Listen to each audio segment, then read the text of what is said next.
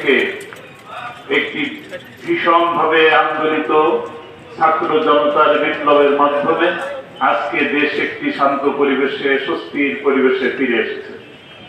আমরা এই শান্ত শিষ্ট এবং এই স্বস্তির পরিবেশকে শান্তিময় একটি দেশে, যে দেশ আজ থেকে 54 বছর আগে বাংলাদেশের মাটি ও মানুষের জনগণ যারা কিনা এই দেশকে স্বাধীন করেছিল সোনার বাংলা গড়ার লক্ষ্যে, সেই স্বাধীনতা আজ অবধি আমরা ভোগ করতে পারিনি, বরঞ্চ এই গত 54 বছরে বারবার দেশে শাসক সমাজ যারাই এসেছেন ক্ষমতায়, তারা আমাদেরকে শোষিত করেছে, নির্যাতিত করেছে, নিপীড়ন করেছে এবং শেষমেশ সোনার বাংলার যে স্বপ্ন দেখে সোনার বাংলার জন্য যে লক্ষ লক্ষ মানুষ জীবন দিয়েছে, সেই সোনার বাংলা গড়া হয়নি।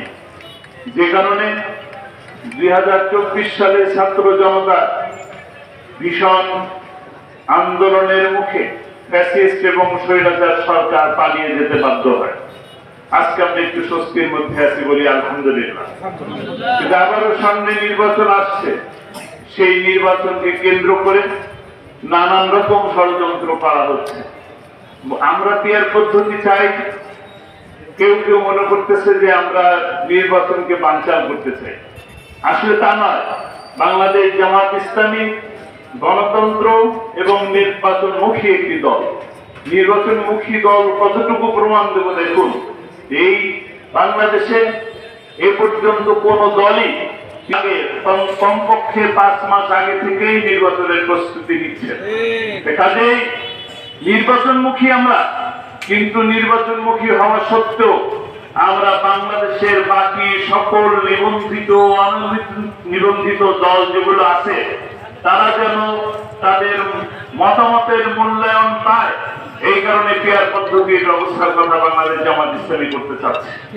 আপনারা জানেন যে আমরা বাংলাদেশ জামাত ইসলামী 1995 সালে তত্ত্বাবধায়ক সরকারের দাবি উত্থাপন করেছিলেন। তখন বাংলাদেশের মানুষ, বাংলাদেশের তখনকার শাসক দল তত্ত্বাবধায়ক সরকার বুঝতে চায় নাই, বুঝতে পারে না।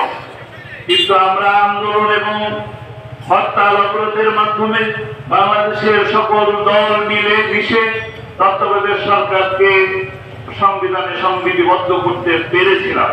আবার একইভাবে আজ কেউ কেউ মনে করেন যে পিয়ার পদ্ধতি কি জিনিস আমরা তা বুঝি না বা জানি না বা জানতে চাই না। আসলে পিয়ার পদ্ধতি আপনাকে বুঝতে হবে। বাংলাদেশ কিন্তু দীর্ঘ অনেক কাল ধরে এই পিয়ার পদ্ধতি চলছে। বাংলাদেশে যত সংসদ নির্বাচনের পরে যে 50 জন মহিলা সংসদ সদস্য নির্বাচিত হয়, পিয়ার পদ্ধতির একটি মাধ্যমে এই মহিলা আসনগুলি নির্বাচিত হয়। এরকম আজকে আমাদের দাবি হলো যে লেভেল প্লেইং ফিল্ড। আজকে আমি নীলপি গ্রামে গিয়েছিলাম, সেখানে কতিপয় ব্যক্তিবর্গ হিন্দুদেরকে বাধা দিয়েছে আমার প্রোগ্রামে আসার জন্য। দেখেন, নির্বাচন শুরুই হয় নাই, এখনই পেশি শক্তির ব্যবহার হচ্ছে এবং এখনই টাকা পয়সার ছড়াছড়ি হচ্ছে। বাংলাদেশ জামাত ইসলামী টাকা পয়সা অপব্যবহার না করে অল্প খরচে নির্বাচন চায় বলে পিয়ার পদ্ধতি যাচ্ছে, করতে পারে, তার অধিকারকে বাস্তবায়ন করতে পারে। আজকে আপনারা জানেন, আমি শুধু পিরোজপুরের কথা বলবো না, গোটা বাংলাদেশ সহ সকলেই কিন্তু আল্লামা সাঈদীর জন্য চোখের পানি ফেলে। আপনারা আজকে পিরোজপুরের মানুষ দেখতে পাচ্ছেন, প্রতিদিনই আল্লামা সাঈদী ফাউন্ডেশনের সামনে অসংখ্য গাড়ি এসে তার কবরকে জিয়ারত করছে। কিন্তু আজকে কেন তার কবরকে জিয়ারত করতে হয়? কারণ তাকে নির্মমভাবে হত্যা করা হয়েছিল। আমরা সেই হত্যার বিচার চাই, দৃশ্যমান বিচার চাই। শুধু তারই নয়, বাংলাদেশে যত হত্যা হয়েছে, গুম হয়েছে, বিডিআর এর হত্যা হয়েছে, সেই সমস্ত হত্যা, ইলিয়াস আলীর গুম হওয়া, আলম চৌধুরী আলমের গুম হওয়া, এই সমস্ত গুম এবং হত্যার দৃশ্যমান বিচার চাই।